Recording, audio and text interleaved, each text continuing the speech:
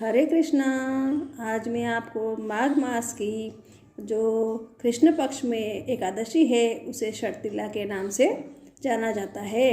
शर्तिला एकादशी का व्रत करने से क्या मिलता है, इसकी क्या कहानी है और इसका महात्म्य मैं आपको बतलाती हूँ। आप ध्यानपूर्वक सुनिएगा।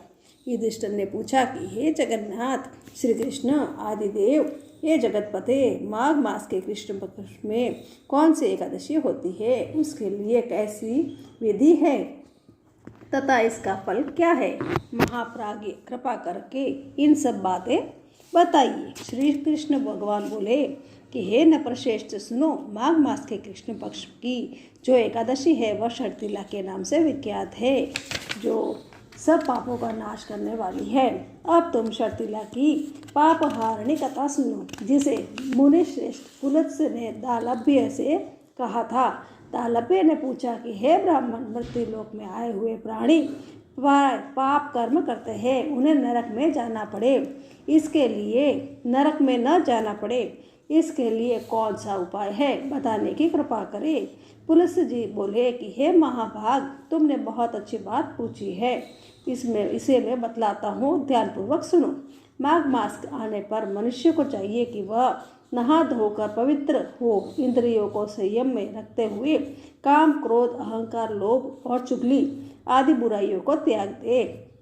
देवादिदेव भगवान का स्मरण करके जल से पैर धोकर भूमि पर पड़े हुए गोबर का संग्रह करे, उसमें तिल और कपास छोड़कर 108 पिंडिकाएं बनाए। फिर माघ में जब आद्रा या मूल नक्षत्र आए तब कृष्ण पक्ष की एकादशी करने के लिए नियम ग्रहण करे। बलिपाती स्नान करके पवित्र हो शुद्ध भाव से देवादिदेव श्री कृष्ण की पूजा करे और कोई भूल हो जाने पर श्री कृष्ण का नामोच्चारण करे।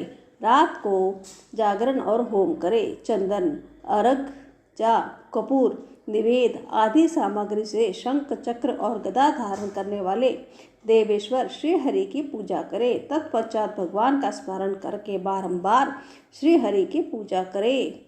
श्री कृष्ण नाम का उच्चारण करते हुए कुंबड़े, नारियल अथवा बीजोरा के फल से भगवान को विधि पूर्वक पूज कर अर्घ्य दे। अन्य सब सामग्रियों के अभाव में 100 सुपारियों के द्वारा भी पूजन और अर्घ्य दान किए जा सकते हैं। आनंद स्वरूप श्री कृष्ण, आप बड़े दयालु हैं। हम आश्रयहीन जीवों के आप आश्रय दाता होइए। पुरुषोत्तम, हम संसार समुद्र में डूबे रहे, आप हम पर प्रसन्न होइए। हे कमल नयन, आपको हमारा बारंबार नमस्कार है। विश्व भावन, आपको नमस्कार है। सुब्रह्मण्य महापुरुष, सबके पूर्वज, आपको नमस्कार है। हे जगतपते, आप लक्ष्मी जी के साथ मेरा दिया हुआ अर्घ्य स्वीकार करें। तत्पश्चात ब्राह्मण की पूजा करें, उसे जल का घड़ा दान करे, साथ ही छाता, जूता और वस्त्र भी दे। दान करते समय ऐसा कहे कि इस दान के द्वारा भगवान श्री कृष्ण मुझ पर प्रसन्न हो।